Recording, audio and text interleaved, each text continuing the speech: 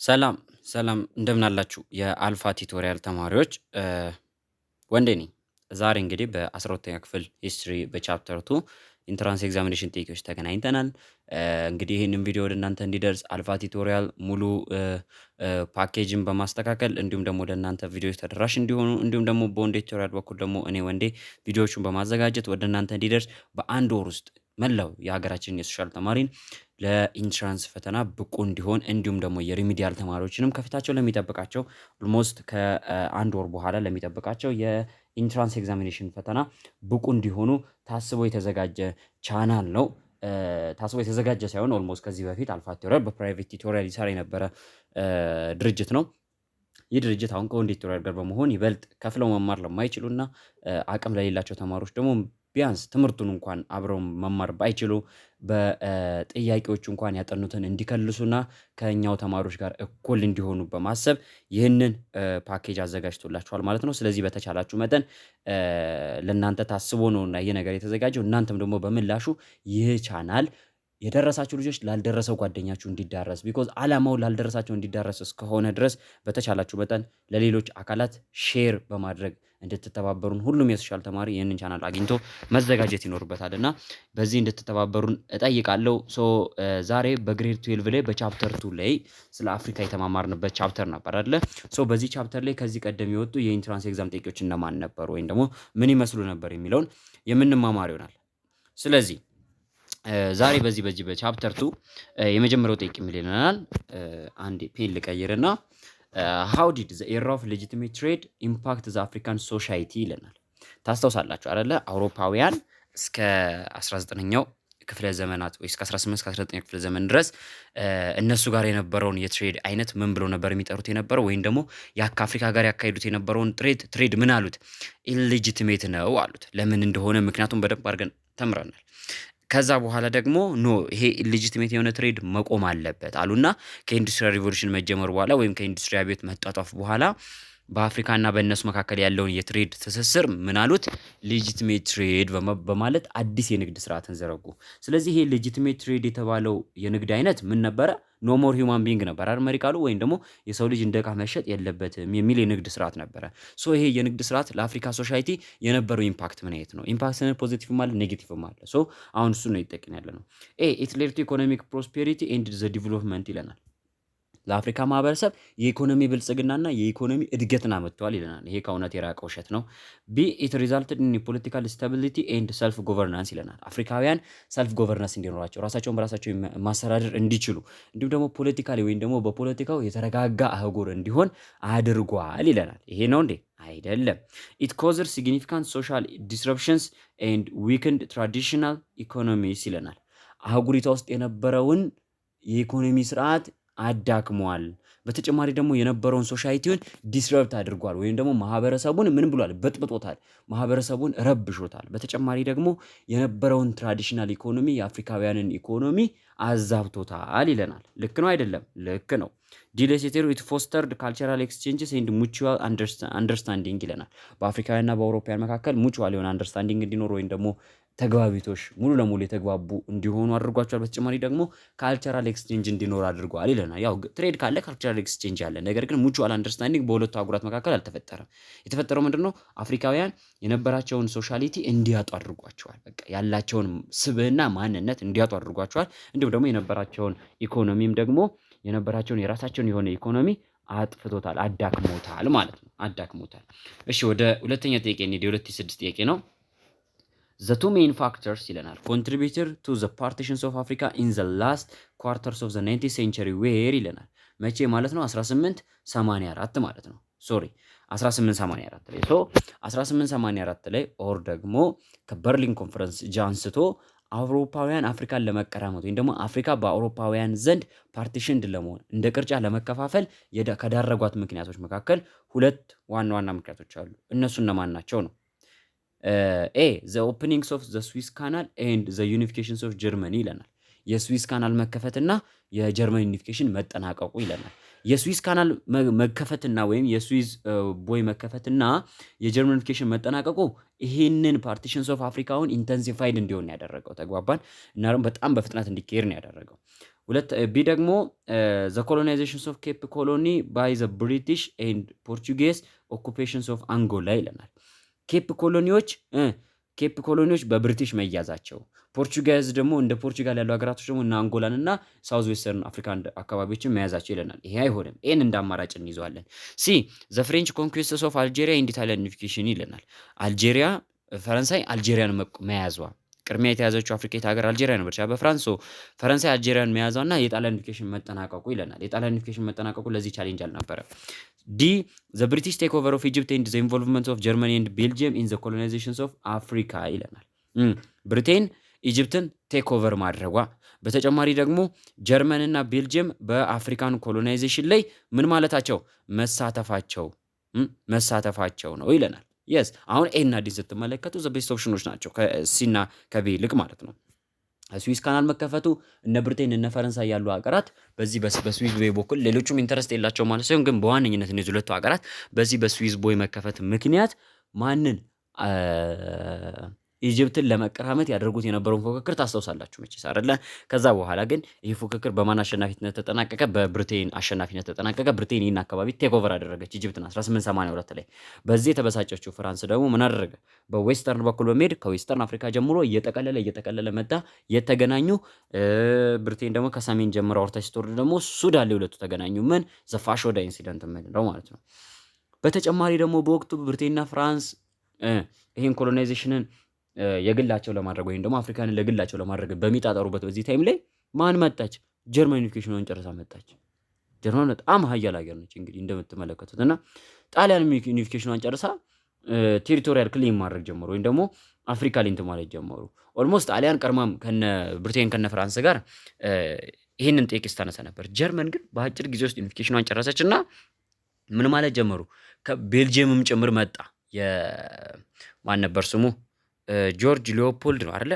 ሊዮፖልድ የቤልጅየሙ መሪ ማለት ነው። ኮንጎ ላይ መጣና ኮንጎን ያዘና አልሰማችሁ መስሜ የጠጥ ነው አለ። በቃ የበርሊን ኮንፈረንስ ያስፈልገበት ምክንያት ያል ነበር። ጀርመንም መጣች ሞሮኮን ያዘች። እንዴ ሞሮኮ ደግሞ ፍራንስ ደግሞ ምን ኧረ ሞሮኮን ይዣለሁ በሚል ፈረንሳይና ጀርመን በሞሮኮ ላይ አጋድር ክሪሲስን ተጋጩ። ሶ ዘ አንሰር ኢዝ ዋት ዲ ብሪቴን ኢጅፕትን ቴክ ኦቨር ማድረጓ ፍራንስ በኮሎናይዜሽኑ ላይ ወይም በፓርቲሽኑ ላይ እንድትፋጠን አድርጓታል። በተጨማሪ ደግሞ ጀርመኒ እንዲሁም ደግሞ ቤልጅየም የተሰኙ ሀገራት በቀኝ ግዛቱ ላይ ከብሪቴን፣ ከፈረንሳይ፣ ከጣሊያን፣ ከፖርቹጌዝ በተጨማሪ ወደ ኮሎናይዜሽኑ መግባታቸው ዘ ቢግ ሲክስ ይባላሉ አይደል? እነዚህ ስድስቱ ሀገራት ናቸው አይደል? ዘ ኮሎኒያል ፓወሮቹ። ሶ እነዚህ ሁለቱ ሀገራት መጨመራቸው ኮሎናይዜሽኑን ኢንተንሲፋይ አድርጎታል ማለት ነው። እሺ ሶስተኛ ጥያቄ ላይ እንምጣ። ደግሞ ወደ 2007 ጥያቄ እንምጣና ዋት ዲድ ዘ ዩሮፒያን ካንትሪስ አግሪስ አፖን ኦን ዘ በርሊን ኮንፈረንስ ይለናል። ያው አሁን ሙስ የነገርኳችሁ ማለት ነው 1884-85 ላይ ኦቶ ቮን ቢስማርክ በጠራው የበርሊን ኮንፈረንስ ላይ እነዚህ ቅኝ ገዢ ሀገራቶች ምን ነበር የተስማሙት? ኤ ኦን ሃው ቱ ዲቫይድ አፍሪካ አሞንግ ዘምሰልቭስ። የስ አፍሪካን በእነሱ ዘንድ ወይም ደግሞ በመካከላቸው አፍሪካን እንዴት አድርገው መከፋፈል እንዳለባቸው ተግባባን። በአፍሪካ ጉዳይ ሳይጣሉ ብዙም ወጪ ሳያወጡ ወይም ደግሞ ብዙም ጉዳት ሳይደርስባቸው በቀላሉ አፍሪካ እንዴት መከፋፈል እንደሚችሉ ነበር። ኦን ዘ ማነርስ ኦፍ ኮንዳክቲንግ ትሬድ ኢን አፍሪካ ከአፍሪካ ጋር እንዴት አድርገው ንግድ ማካሄድ እንዳለባቸው አይደለም። ኦን ሜኪንግ አፍሪካን አክሰሰብል ቱ ኦል ኢሮፒያን ኔሽንስ ይለናል።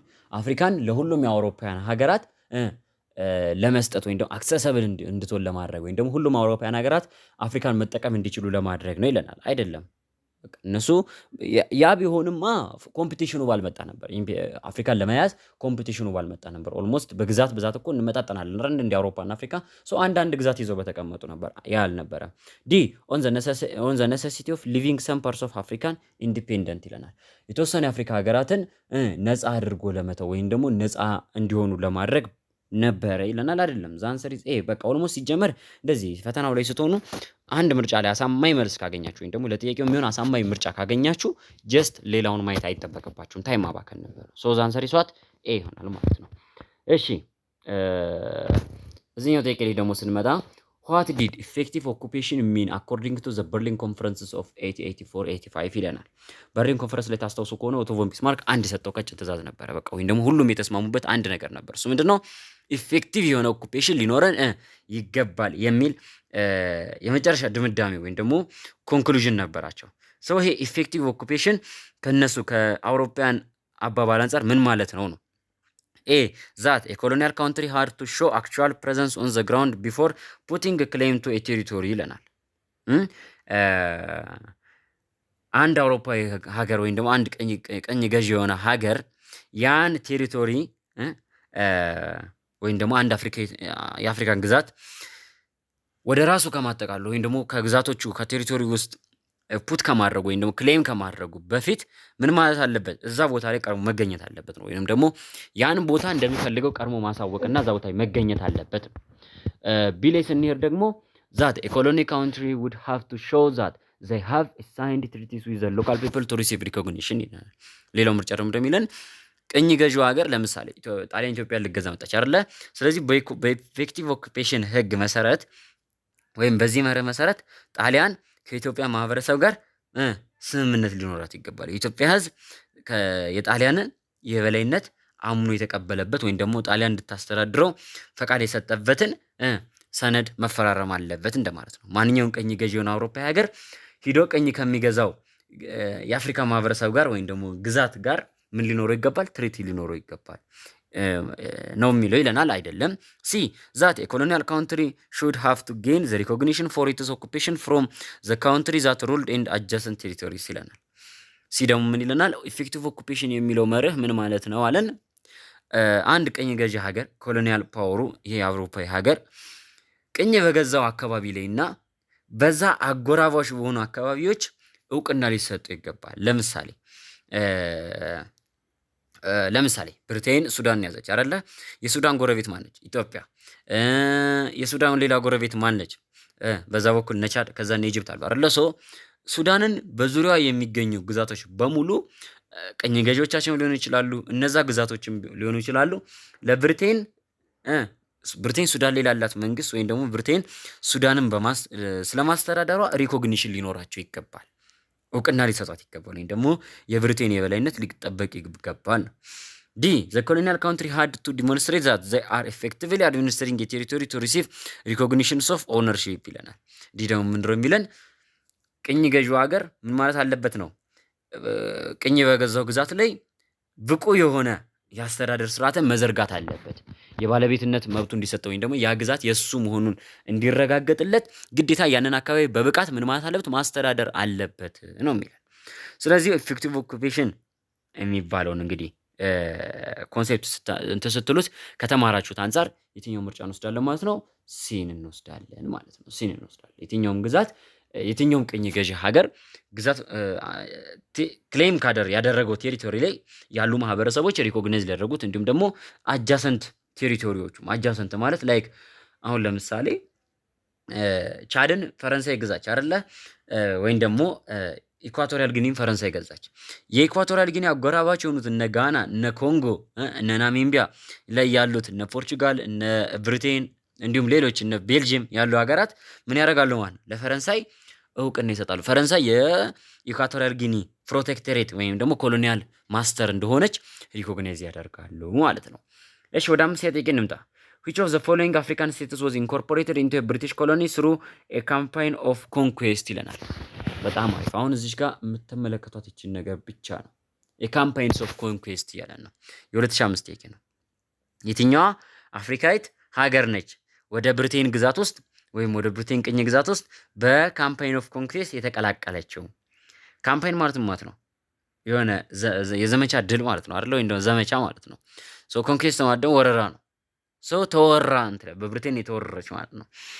ቡጋንዳ ይለናል። ቡጋንዳ ማለት ያው የአሁኗ ዩጋንዳ ነች። አሁን በብሪቴን ነበር ቁጥጥር ውስጥ የወደቀችው። ነገር ግን ቡጋንዳ ይመስለኛል እንትን አፕራይዚንግ ነው እሱ ክራይሲስ ነበር እንጂ ነበረው ፉል የነበረ ዋር አልነበረም፣ ኮንኩዌስት አልነበረም። አሻንቲ ይለናል። አሻንቲ ዘ ቤስት ኦፕሽን 12 ያፍልኝ ተምራችኋል አይደለ? አሻንቲ፣ ሳሞሪ ቱሬ፣ ኦራቢ ፓሻ፣ ማሃዲስት ምናምን እያልን ያየናቸው ማጅማጅ እያልን ያየናቸው። ሌሴቶ እቺም አሁን የብሪቴን ቅኝ ግዛት ነች። በነገራችን ላይ ምርጫዎቹ እንዳለ የብሪቴን ናቸው። ሶኮቶ ካሊፌቲራ ሶኮቶ ላይ አይካተትም፣ ግን ሌሴቶንም ውሰዱ። ሶኮቶ ካሊፌትም ነው የብሪቴን ቅኝ ግዛት ነው። ቡጋንዳም እንደዛው። ግን ሌሎቹን ስትመለከቱ ምንም እንኳን ተቃውሞ ቢኖርባቸው ወይም ደግሞ የብሪቴን ቅኝ ግዛት ቢቃወሙም ግን የአሻንቲን ያክል አርምድ የሆነ ስትራግል አልነበራቸውም። ብሪቴንም ደግሞ ብዙም አልተፈተነችባቸውም የነሱ ላይ ማለት ነው። ካምፓይን ኦፍ ኮንኬስት የነበረው የት ላይ ነበረ? አሻንቲ ላይ ነበረ። ከሌሎቹ በተሻለ ኮንኬስት የነበራት ብሪቴን ጦር የገጠማት ምን ላይ ነበረ? አሻንቲ ላይ ነበረ ማለት ነው። ስድስተኛ ጥያቄ ማጀር ፋክተር ፎር ዘ ሰክሰስ ኦፍ ዩሮፒያን ኮሎናይዜሽን ኢን አፍሪካ ወዝ አፍሪካነስ ይለናል። አውሮፓውያን ወደ አፍሪካ ምድር መጥተው ቅኝ ለመግዛት ብዙም አልተቸገሩም አይደለ? በቀላሉ ቅኝ መግዛት ችለዋል። ስለዚህ አውሮፓውያን በአፍሪካ ላይ ቀላል የሆነ የበላይነት መውሰድ የቻሉት ወይም ደግሞ አፍሪካንን በቀላሉ ቅኝ መግዛት የቻሉት በምን ምክንያት ነው? ምክንያቱም ማለት ነው አፍሪካውያን ዌልካምድ ዩሮፒያንስ አስ ኤጀንትስ ኦፍ ሞደርናይዜሽን ይላል። አፍሪካውያን አውሮፓውያንን የዘመናዊነት ምሳሌ አድርገው ስለተቀበሏቸውና ወደ ምድራቸው ወደ አህጉራቸው ሲመጡ ዌልካም ብሎ ስለተቀበሏቸው ነው። ዌልካም ያሏቸውን ምክንያት ምንድነው? የዘመናዊነት መገለጫ አድርገው ስለሚያስቧቸው ነው ይለናል። አይደለም።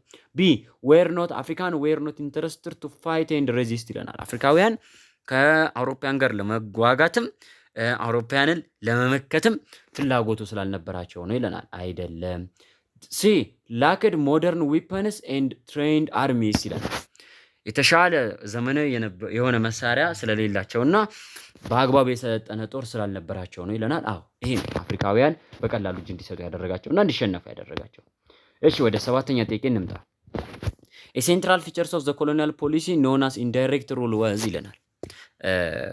ኮሎኒያል ማስተሮች ወይም ደግሞ ቀኝ ገዢ ሀገራቶች ይጠቀሙባቸው የነበሩ ፖሊሲዎች እንደነበሩ አይተናል አይደለ? ኮሎኒያል ፖሊሲ የምንላቸው ማለት ነው። ዳይሬክት አለ፣ ኢንዳይሬክት አለ፣ አሲሚሌሽን አለ እያለን ጠቅሰን ነበር ወደ 4 ወደ 5 አይደለ ትምህርታችን ላይ። ኢንዳይሬክት ሩልን የሚገልጸው ምርጫ የትኛው ነው? ፊቸሩን ይጠየቃችሁ። የኢንዳይሬክት ሩል ፊቸር ማለት ነው። ዘ አሲሚሌሽንስ ኦፍ ኤዱኬትድ አፍሪካንስ ኢንቱ ዩሮፒያን ሶሳይቲ ፈርስት። ኢንዳይሬክት ምንድነው? ከስሙ እንደምትረዱት አውሮፓውያን መጥተው ያንን አካባቢ ቅኝ ይገዛሉ። ግን ቅኝ ሲገዙ በራሳቸው ዜጎች አማካኝነት አይደለም ያን አካባቢ የሚያስተዳድሩት። ምን በማድረግ ነው? የዛን አካባቢ ለምሳሌ ፈረንሳይ መጥታ ኢትዮጵያን ብትገዛ ኢትዮጵያ ውስጥ ፈረንሳዊ መሪ አትሾምም፣ ወይም ደግሞ የፈረንሳይ ወታደሮችን ኢትዮጵያ ውስጥ አታቆይም። ምንድነው የምታደርገው? እዚሁ ምናልባት ጥቂት ወታደር ታቆይ ትችላለች፣ ወይም ጥቂት ቪሲሮች ልታስቀምጥ ትችላለች እንጂ የምትጠቀሙ ምንድነው የራሱ የኢትዮጵያን መሪዎች ወይም ደግሞ እዛ ኮንኩዌር ሲያደርጉት ወይም ደግሞ ያንን አካባቢ ያንን አፍሪካዊ ግዛት ቅኝ ሲገዙት የነበሩ መሪዎችን የራሳቸው ኤጀንት አድርገው ወይም ለነሱ ታማኝና ሰላይ የነበሩ ሰዎችን የዛን አካባቢ አስተዳዳሪ አድርገው በነሱ በኩል አፍሪካን ግዛቶችን ይገዙ ነበረ ማለት ነው። ኢንዳይሬክት ሩል የምንለው ይሄን ነው። ዳይሬክት ሩል ግን በቀጥታ ማለት ነው። ዳይሬክት ሩል ደግሞ መጡ ቅኝ ይገዙና ያንን ቅኝ ግዛት ቀጥታ የራሳቸውን መሪ ይሾማሉ፣ የራሳቸውን ወታደሮች ሙሉ በሙሉ ያሰፍራሉ። ኢቭን ህዝቦቻቸው ራሱ እየመጡ እዛ አካባቢ ላይ እንዲኖሩ ያደርጉ ነበረ ማለት ነው። ብዙ ነጭ ሰፋሪዎች አሉበት ዳይሬክት ሩል። ዳይሬክት ሩል ማን ነው የሚጠቀመው? ፍራንስ እንዲሁም የተለያዩ ሀገራት ይጠቀሙት ነበር እና ፖርቹጌዝን ጨምር። ኢንዳይሬክት ሩል ግን ብሪቴን ትጠቀም ነበር። ብሪቴን አፍሪካ ላይ ብቻ ሳይሆን ላቲን አሜሪካ ላይም ሆነ ኤሽያ ላይም ሆነ ትጠቀም የነበረው ኢንዳይሬክት ሩል ነው። ዛ አሲሚሌሽን ካለን ማን ነው? ይሄ ነጮች ይመጣሉ ማለት ነው። አሲሚሌት ካለን እኮ ኦልሞስት የዛን ባህል የአውሮፓውያንን ባህል ኮፒ ማድረግ ማለት ነው። ኮፒ ለማድረግ ነው ግዴታ ነጮች መምጣት አለባቸው። ይሄ ምንድን ነው? ይሄ አሲሚሌሽን ፖሊሲ ነው ራሱን የቻለ። ዘ ግራንቲንግ ኦፍ ሲቲዝንሺፕ ራይትስ ቱ ዘ ኮሎናይዘር ፖፑሌሽንስ ይለናል። ኮሎናይዝ ለተደረጉ ህዝቦች ወይም ደግሞ ቅኝ ለተገዙት ህዝቦች የዜግነት መብት በመስጠት የሚካሄድ ሩል ነው ይለናል። አዎ ምን ያደርጋሉ? እንዳልኳቸው ይመጣሉ፣ ቅኝ ይገዛሉ። ከዛም ለኔ ታመኑልኛል ወይም ለኔ ሊያስተዳድሩልኝ ይችላሉ የሚሏቸውን ሰዎች ከዛው ከአፍሪካውያኖቹ መሀል ይሾሙና ለነሱ ዜግነት ይሰጧቸዋል። ለምሳሌ ፈረንሳይ ከሆነች የፈረንሳይ በእርግጥ ፈረንሳይ ዳይሬክት ሩል አትጠቀም፣ ብሪቴን ነች። የእንግሊዝ ዜግነት ይሰጧቸውና እንደልባቸው ወደ እንግሊዝ መሄድ ይችላሉ፣ መመለስም ይችላሉ። በቃ ኦልሞስት ምንም እንኳን አፍሪካዊ ቢሆኑም ግን የእንግሊዝ ማንነት ተሰጥቷቸው የራሳቸውን ህዝቦች ቅኝ እንዲገዙ ያደርጋሉ ማለት ነው። ይሄ ነበር ዳይሬክት ሩል የምንለው። ዘ ዩዝ ኦፍ ትራዲሽናል አፍሪካን ሩለርስ ኢን አድሚኒስትሬሽን ዘ ኔቲቭ ፒፕል ይለናል። የላይኛው ኢንዳይሬክት ሩል ነው። ዳይሬክት ሩል ነው። ቀጥታ ሲቲዝንሺፕ የምንሰጠው ለዳይሬክት ሩል ነው። ኢንዳይሬክት ሩል ላይ በቃ የኛን ማህበረሰብ ከነሱ ጋር ማቀላቀል አይፈልጉም። ተግባባን አይደለ? ኢንዳይሬክት ሩል ላይ ማለት ነው። የብሪቴን ፖሊሲ ላይ የቢ ዳይሬክት ፖሊሲ ነው የሚከተለው። ቀጥታ ሲቲዝንሺፕ የሚሰጠው እሱ ነው።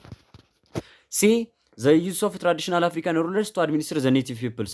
ቀኝ የተገዙትን ግዛቶች ለማስተዳደር የራሳቸውን መሪዎች የራሳቸውን ትራዲሽናል አፍሪካን መሪዎችን በመጠቀም እነዛን ማህበረሰቦች ማስተዳደር። ይሄ ትክክለኛው የኢንዳይሬክት ሩል ፊቸር ነው ማለት ነው። ሶ ዲም ማየት አይጠበቅም። ስምንት የጠቂ ዱሪንግ ዘ ኢንተርዋር ይር from 1919 up to 1939 አፍሪካን ሬዚስታንስ ቱ ዩሮፒያን ኮሎኒያሊዝም ወዝ ይለናል። የ2004 ጥያቄ ነው ደግሞ ከ1919 እስከ 1939 ድረስ በሁለቱ የዓለም ጦርነቶች መካከል አፍሪካውያን በምን አይነት መልኩ ነበረ የአውሮፓውያንን ቅኝ ግዛት ሬዚስት ያደርጉ የነበረው ወይም ደግሞ ይከላከሉ የነበረው ይለናል። ኤ ፑሽ ፎር ኢንዲፔንደንስ ለነጻነታቸው እስከ መጨረሻው ድረስ ይታገሉ ነበር በዚህ ታይም ላይ ይለናል። አይደለም። ይሄኛው መች ነው? አፍተር ሰከንድ ወርልድ ዋር ነው። ከሁለተኛው የዓለም ጦርነት በኋላ ነው አፍሪካውያን እስከ መጨረሻው ጥግ ድረስ በፓን አፍሪካኒዝም እንቅስቃሴ አማካኝነት እስከ መጨረሻው ጥግ ድረስ ለነጻነታቸው የታገሉት። ቢ ሴንተርድ ኢን ሩላር ኤሪያስ ይለናል። ገጠራማው ኤሪያ ላይ ብቻ ሴንተር አድርገው ነበር ይታገሉ የነበረው። አዎ ይሄ ልክ ነው። ሴንተርድ አራውንድ ዘ ታውንስ ይለናል። መንደሮች ላይ ከተሞች ላይ ብቻ ሴንተር ያደረገ ነበር ይለናል። ኖ ከተማውማ በማን ተይዟል? በቅኝ ገዢዎቹ። የኢትዮጵያን ወረራ ራሱ ማስታወስ ትችላላችሁ አይደል እንዴ? ከ1935 እስከ 41 የነበረው የጣሊያን ወረራ የ5 ዓመቱ ወረራ። ያኔ ሬዚስታንስ የነበሩ የተነበሩ ለኔ የተማማር ነው 12 ክፍል ላይ ገጠሩ ላይ አይደለ? አርበኞች ያሉት ነው ገጠር ላይ ነው። ጎጃም፣ ሸዋ፣ መንዝ ምናምን ላቸው በገ ምድር ምናምን መሀሉ ከተሞች ውስጥ እንዳለ የትኛውም የሀገሪቷ ክፍል ያሉ ከተሞችን ግን ጣሊያን ተቆጣጥሯቸዋል። ሰው ሌላውን ጋር የነበረው ይህ ስርዓት ነበር። አን ኢንክሪዝ ኢን ዘ ኢንቴንሲቲ ኦፍ ጎሪላ ዋርፌር ጎሪላ ዋርፌር የበረከተበትና የጨመረበት ሁኔታ ነበር ይለናል። ሶ ቢና ሲ ነው ቢና ዲ ነው የሚሆነው ግን ጎሪላ ዋርፌር ስናነሳ ኦልሞስት አፍሪካውያን ከመጀመሪያም ጀምሮ ይከተሉት የነበረ ሲስተም ነው። በኢንተርዋር ፔሪየድ ጊዜም ደግሞ አፍሪካውያን ምን ያደርጉ ነበረ? ጎሪላ ዋርፌርን ይጠቀሙ ነበረ። ያው ገጠራማ ቦታ ላይ መሰረት ያደረገ ጦርነትን ከተከተልን ወይም ደግሞ ወደ ገጠራማ አካባቢ ብቻ ሴንተር ካደረገ ምንድነው ጎሪላ ዋርፌር ነው። አድፍጦ ይጠብቅና ያጠቃል፣ ይሰወራል፣ ያጠቃል፣ ይሰወራል። ሶ ዘ አንሰር ኢዝ ዋት ቢ ኢዝ ዘ ቤስት ኦፕሽንስ። ዘጠነኛ ጥያቄ ዋት ኢዝ ዘ ሜን ፊቸርስ ኦፍ ኢንዳይሬክት ሩል ይለናል። ኦኬ አሁን ደግሞ አያችሁት 2016 ላይ የተደገመ የቅድሙ ጥያቄ 2005 ነው 6 ነበር አይደለ? አያችሁት አይደለ እንዴት ጥያቄ እንደሚደገም። ዘ ብሪቲሽ ኢንዳይሬክት ሩል አለ። ፊቸሩ ምንድን ነበር? አሁን ዛጋ የብሪቲሽ መሆኑን ራሱ አልጠቀሰላቸው። አሁን ግን ብሪቲሽን ጨመረበትና ይሄ ኢንዳይሬክት ሩል ካራክተሪስቲክሱ ምንድን ነው?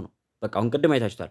ዘ ኤክስክሉሽንስ ኦፍ አፍሪካንስ ፍሮም አድሚኒስትሬሽንስ ኦፍ ዘ ኮሎኒስ ይለናል። ኖ ከአመራር ስርዓት ውስጥ አፍሪካውያንን ማስወጣት ይለናል። አይደለም ኤክስክሉድ ማድረግ ሳይሆን ኢንክሉድ ማድረግ ነው። አፍሪካውያንን አመራሩ ስርዓት ላይ ማስገባት ነው። ዘ ዩዝ ኦፍ ኤክስተንሲቭ ቫዮለንስስ ቱ ሞባላይዝ ኮሞዲቲስ ፎር ኤክስፖርተርስ ይለናል። አሁን ከኤክስፖርት ጋር የሚገናኝ ነገር የለውም አይደለ? ኢንዳይሬክት ሩል ኮሞዲቲዎችን ኤክስፖርት ለማድረግ ቫዮለንስ የሆነ ሞባላይዜሽን መጠቀም ነው ይለናል። አይደለም ዘ ግራንቲንግ ኦፍ አፍሪካን ብሪቲሽ ሲቲዝንሺፕ ዊዝ ዜር ፖለቲካል ራይትስ ይለናል። አፍሪካውያንን የብሪቲሽ ሲቲዝንሺፕ በመስጠት የፖለቲካ ራይታቸው ተጠብቆ እንዲቆዩ ማድረግ ይለናል። ኖ ዘ ዩዝ ኦፍ አፍሪካን ኢን ዜር አድሚኒስትሬሽንስ ኦፍ ዘ ኮሎኒስ ይለናል። አዎ ቅኝ በተገዛው ግዛት ላይ ራሱ አፍሪካውያን መሪዎችን በመሾም አፍሪካውያን እንዲያስተዳድሩ ማድረግ ነው። ይሄ ኢንዳይሬክት ሩል ማለት ነው። እሺ ወደ 10ኛ ጥያቄ እንምጣ። ኩሻን ዘ ፎሎዊንግ ዋዝ ዘ ሜጀር ፋክተር ፎር ዘ ኮሎኒያል ኦኩፔሽንስ ኢን አፍሪካ ይለናል። 2016 ጥያቄ አሁን ያምናል አፍሪካውያን በቅኝ ግዛት ለመያዛቸው ዋነኛ ምክንያቶች ምንድን ናቸው? ኤ ዘ ኮሌክሽንስ ኦፍ ኢትኖግራፊክ ኤንድ ጂኦግራፊክ ኢንፎርሜሽን ባይ ሚሽነሪስ ኤንድ ኤክስፕሎረርስ ይለናል።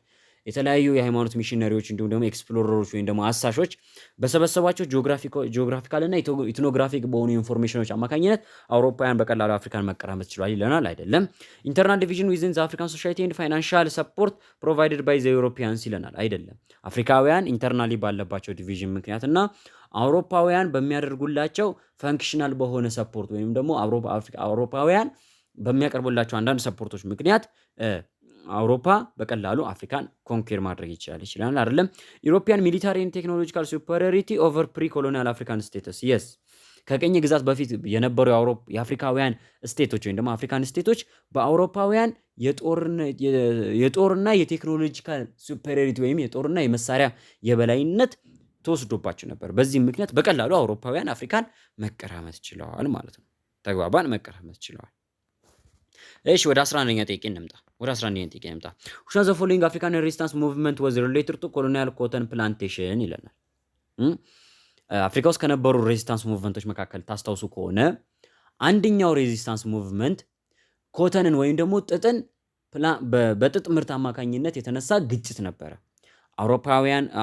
አውሮፓዊ የሆነው ቅኝ ገዢው ሀገር ያንን ማህበረሰብ ጥጥ አምርትልኝ ይላል። ያ ማህበረሰብ ደግሞ ኦልሬዲ ትራዲሽናል የሆነ ፕላንቴሽናቸው ጥጥ ስላልነበረ እምቢ ይላል። በዚህ ምክንያት ቅኝ ገዢው ሀገር ከአፍሪካን ህዝቦች ጋር የተጋጨበት ውጊያ ነበረ። ሶ የትኛው ነው? ዘኔደምበለ ሬስታንስ ኢን ዚምባብዌ ይለናል። አይደለም። ዘማጂ ማጂ ሪቤሊየን ኢን ታንጋኒካ፣ አዎ። ዘሬስታንስ ኦፍ አሻንቲ ኪንግደም፣ አይደለም። ዘማንዲንካን፣ አይደለም። ታስታውሱ ከሆነ የአሻንቲ ማህበረሰቦች ምድራቸው ብለን ነበረ በአግሪካልቸር የሚተዳደሩ የገበሬ ማህበረሰቦች ናቸው አይደል እንዴ?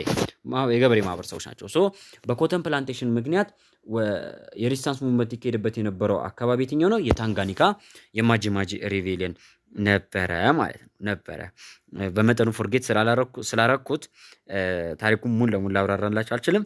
ግን 12ኛ ክፍል ቻፕተር 2 ቪዲዮ ላይ ሄዱና ተመልከቱት። ዩቲዩብ ላይም እንዲሁም ደግሞ ያው ፕራይቬት ላይም የተማራችሁ ልጆች በፕራይቬት ቪዲዮ ላይ ግቡና ተመልከቱት። እሺ 12ኛ ጥያቄ which one of the following innovations contributed to the success of European imperialism in Africa in the late 19th century ይለናል። አዎ ከብዙ የ2016 ተፈታኞች ጋር የተከራከርኩበት ጥያቄ ነው። በ19ኛው ክፍለ ዘመን ላይ አውሮፓውያን ምን ማግኘታቸው ነው ወይም ደግሞ ምን ነገር ዲስከቨር ማድረጋቸው ነው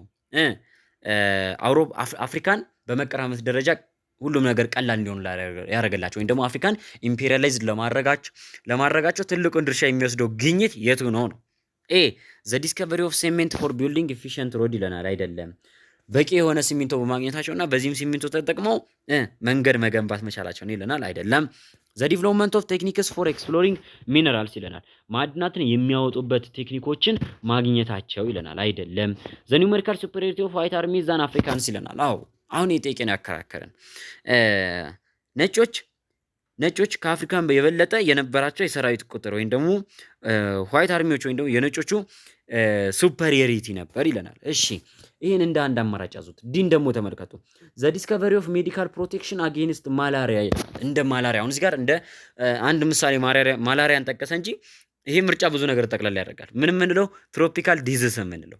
ታስታውሱ ከሆነ አፍሪካ ምን ብሎ የጠራት ነበር? አውሮፓውያን ከ16ኛው ክፍለ ዘመን ጀምሮ ዘ ዳርክ ኮንቲነንት የጨለመው አህጉር ላይ ጠራት ነበረ። ወደ ኢንተሪዮር ፓርትስ ኦፍ አፍሪካ ገብተው ያውቁም ነበረ። ለምንድነው? የአፍሪካ ትሮፒካል አካባቢ የምትገኝ አህጉር ነች። ከአውሮፓውያን ጋር ፍጹም የተለያየ አየር ንብረት ያላት። አውሮፓውያን ወደዚህ አካባቢ ሲመጡ ይቸገሩ ነበረ። ትራንስ አትላንቲክ ስሌቭ ትሬድ 11ኛ ክፍል ስትማሩ ታስታውሱ ከሆነ አውሮፓውያን ወደ እዛ አሜሪካ ላይ በነበረው ምርት ወይም ደግሞ ወደ አሜሪካ ላይ በነበራቸው ፕላንቴሽን ላይ በጣም ይቸገሩ ነበር አለ። ለዚህ ነበር ከአፍሪካ ባሪያ ይዘው ሄዱ የነበረው። ለምን? አውሮፓውያን እዛ ላይ መስራት ያልቻሉበት ምክንያት ምንድነው? በዚህ በትሮፒካል ዲዚዝ ምክንያት ነበረ። ሶ አሜሪካና አፍሪካ ደግሞ ዘ ሴም ላቲቱድናል ፖዚሽን ላይ ያሉ ቦታዎች ናቸው። አፍሪካን ትሮፒካል ካውንትሪ ነች አይደለ? ሶ የትሮፒካል ዲዚዞችን በቀላሉ ማከም አይችሉም ነበር አውሮፓውያን እስከዛን ጊዜ ድረስ።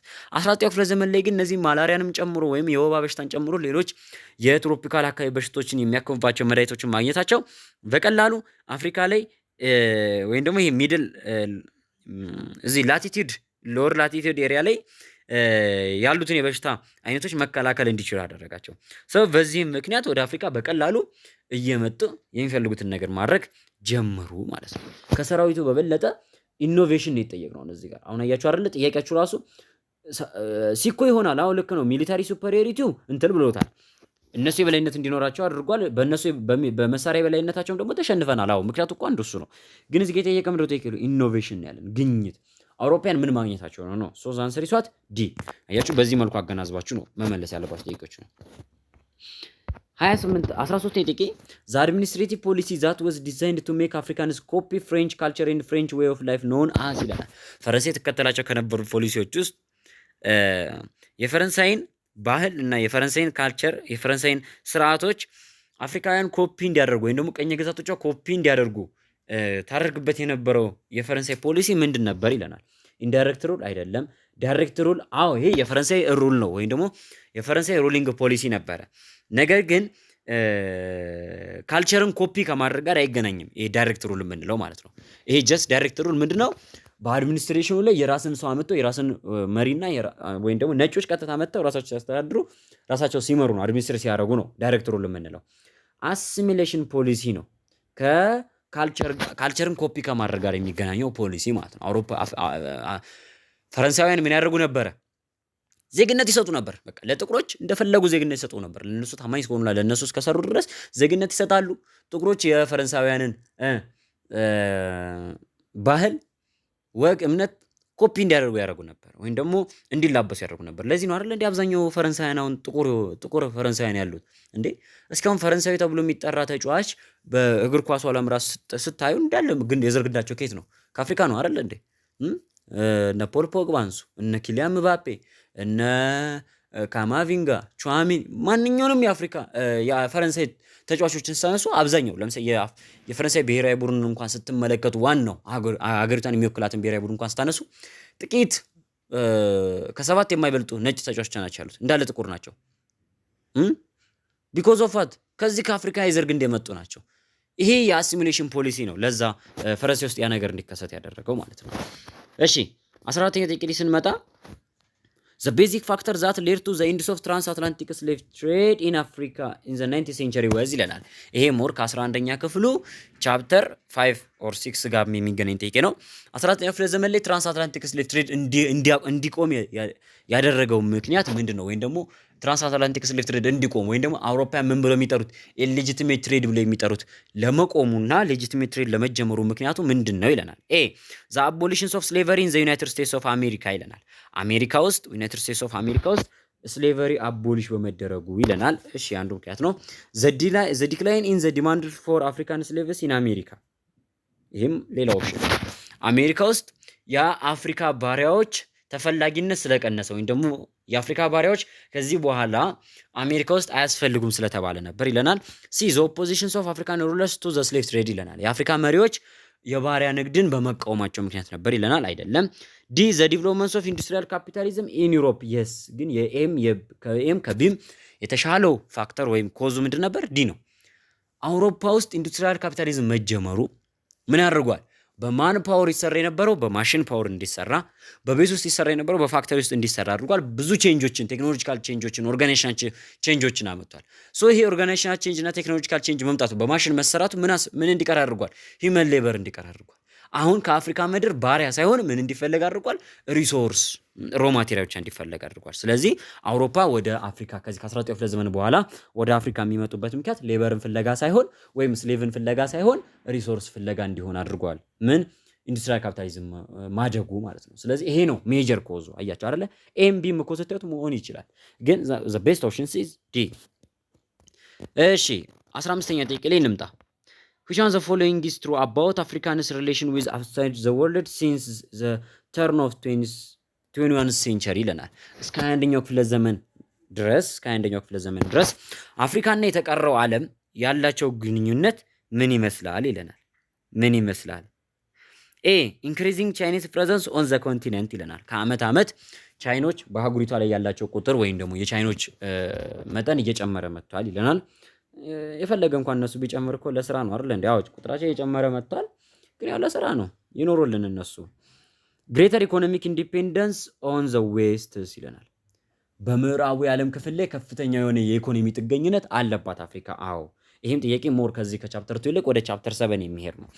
ያው ይሄ ቻፕተር ብዙን ጥያቄዎች የሚወጣበት ፓርት ስለሆነ ነው ትንሽ እንደ ቻሌንጅ ያደረገ እና ጥቂት ጥያቄዎች የወጣበት አዎ አይደለም 21ኛው ክፍለ ዘመን ያው ወደፊትም ራሱ ነው እንጃ ከዚህ በኋላ ስንት ክፍለ ዘመን እንደምንጨርስ ባላቅም በምዕራቡ ዓለም ክፍል ላይ ኢኮኖሚያችን ጥገኝነቱ the increased influence of former colonial powers everywhere ይለናል። በየትኛውም የአፍሪካ ክፍል ላይ ቀድሞ የነበሩ ኮሎኒያል ፓወሮች ወይም ደግሞ ያኔ ቅኝ ገዝቷቸው የነበሩ ሀገራቶች አሁንም አፍሪካ ላይ ተጽዕኖ ያሳድራሉ ይለናል። ያው ኤቭሪዌር ሳይሆን ጥቂት ሀገራት ላይ ያ ተጽዕኖ አለው ነው። rivalry between Europeans and USA influence on the continent ይለናል። የአውሮፓውያንና የአሜሪካ ሪቫለሪ ወይም ደግሞ ውድድር ፉክክር አህጉሪቷን በከፍተኛ ሁኔታ ምን ብሏታል? ኢንፍሉዌንስ እያደረጋት ነው። አዎ ኢንፍሉዌንስ እያደረጋት ነው። ግን ሞር ከሲም ከዲም ደግሞ የተሻለ ኦፕሽን ማን ነው? ቢ ነው። በቃ ያለና የማይካድ ሀቅ ነው። እነዛ ሲዝናል የሆኑ ነገሮች ሊሆኑ ይችላሉ። ሲና ዲ ስትወስዱ ወይም ደግሞ ጥቂት አካባቢዎች የምትመለከታቸው ሊሆኑ ይችላሉ። ቢን ስትወስዱ ግን አፍሪካ ውስጥ ያደገውም ያላደገውም ሀገር ኢኮኖሚው በማን ላይ መሰረት ያደረገ ነው? በዌስተርኖች ላይ መሰረት ያደረገ ነው። እሺ ተማሪዎች ለዛሬ የነበረን ቆይታ ይህን ይመስላል። አልፋ ቲቶሪያልን ከልብ እናመሰግናለን። ሁላችሁም ከአልፋ ቲቶሪያል ጎን እንድትቆሙ ቻናሉን ለመላው የሶሻል ተማሪዎች እንዲዳረስ ሼር እንድታደርጉ እንዲሁም ሰብስክራይብ እና ላይክ እንድታደርጉ በአክብሮት ለማሳሰብ እወዳለሁ። በቀጣይ ቪዲዮ እስከምንገናኝ በያላችሁበት ሰላማችሁ ይብዛ።